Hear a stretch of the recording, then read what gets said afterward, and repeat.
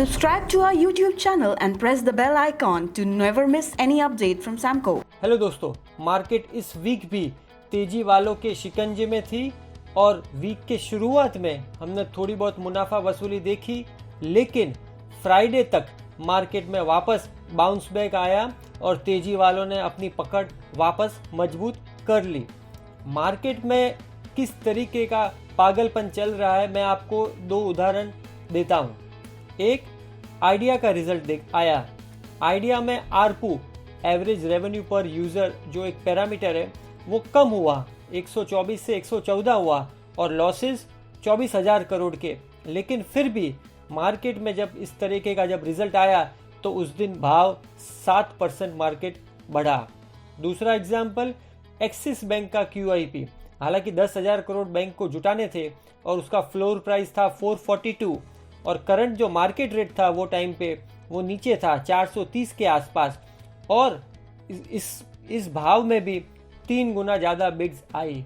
इतनी ज़्यादा लिक्विडिटी है, इतनी ज़्यादा तेजी वालों का जोश है, तो वो फंडामेंटल्स, फॉर एग्जांपल आइडिया का मैंने जैसे आपको बताया रिजल्ट, हालांकि भारती और जियो के रिजल्ट्स अच्छे थे, आरपू उनका सुधरा और आइडिया का आरपू कम हुआ, फिर भी आइडिया का भाव 7% प्लस में बंद आया। और एक्सिस बैंक, जैसा मैंने बताया है कि उसका भी QIP 3 गुना ज़्यादा सब्सक्राइब हुआ। एक तो लिक्विडिटी ज़्यादा है और शॉर्ट टर्म मार्केट में पागलपंती बहुत ही ज़्यादा है। तेजी वालों का जो जोश है, जो पावर है, वो काफ़ी अभी भी डटा हुआ है और शायद इसका कारण है कि लिक्विडिटी, और दूसरा US मार्केट में ऐसी बातें चल रही है कि वहाँ भी अब दूसरा स्टिमुलस आने की तैयारी है और ये अगर आया तो मार्केट में और भी ज़्यादा पैसा आएगा, और भी ज़्यादा लिक्विडिटी आएगी।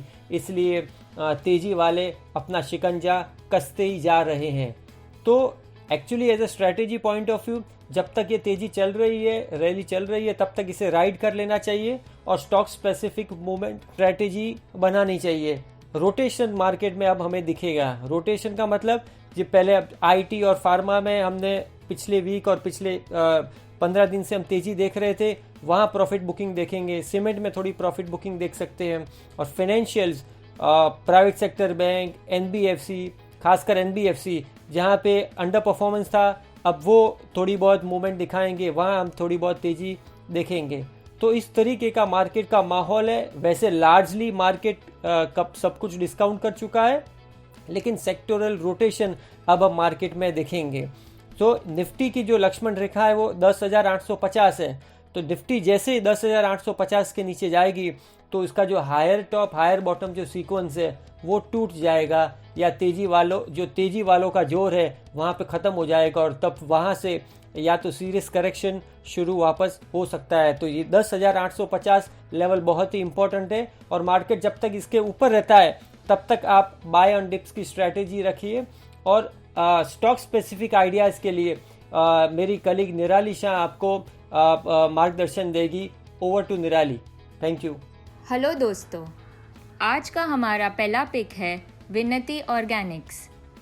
ये स्टॉक अपने मार्च के लो से तकरीबन 50% रिकवर हो चुका है और अप्रैल में इसने अपने 200 EMA लेवल्स को भी पार किया है।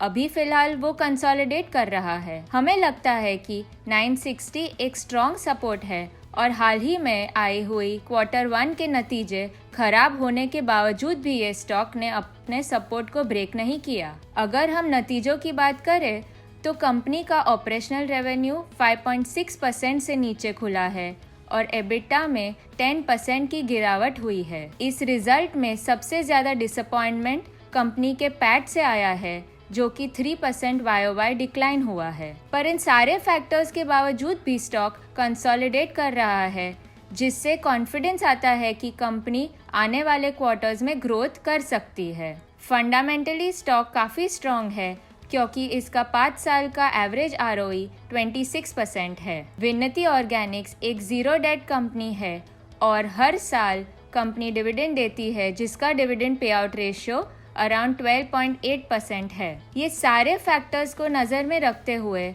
हम रेकमेंड करते हैं कि आप विनती ऑर्गेनिक्स को खरीद सकते हैं।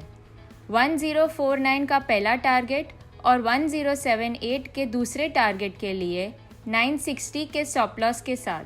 हमारा दूसरा पिक है सीमेंस इंडिया लिमिटेड। ये स्टॉक मार्च में बॉटम बनाने के बाद काफ़ी समय से 990 से 1200 के बीच में कंसोलिडेट कर रहा है। निफ्टी में तकरीबन 30% से ज़्यादा की रिकवरी के बाद भी ये स्टॉक ने बिल्कुल परफॉर्म नहीं किया है, क्योंकि 1170 से 1200 का एक जोन बहुत स्ट्रॉन्ग रेजिस्टेंस है, जिसके ऊपर ही हम स्टॉक में तेज़ी देख सकते हैं। अगर हम इसके वीकली चार्ट पर देखते हैं तो ये स्टॉक अभी भी डाउनवर्ड ट्रेंड में है और इसने शॉर्ट टर्म में अपने 20 EMA के पास मीन रिवर्ट किया है। अगर हम हाल ही की गिरावट को देखते हैं तो 38.2% फिबोनाची रिट्रेसमेंट लेवल 1208 का है, जो कि एक और स्ट्रॉन्ग रेजिस्टेंस हो सकता है। ये सारे फैक्टर्स को देखते हुए हमें लगता है कि सीमेंस में पोटेंशियल डाउनसाइड है,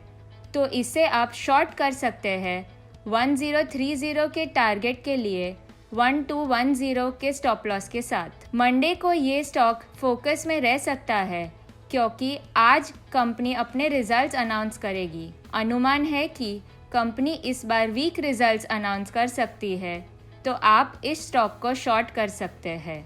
अगर आपकी कोई क्वेरी है तो आप कमेंट कीजिए, हम ज़रूर उसका जवाब देंगे। Thank you.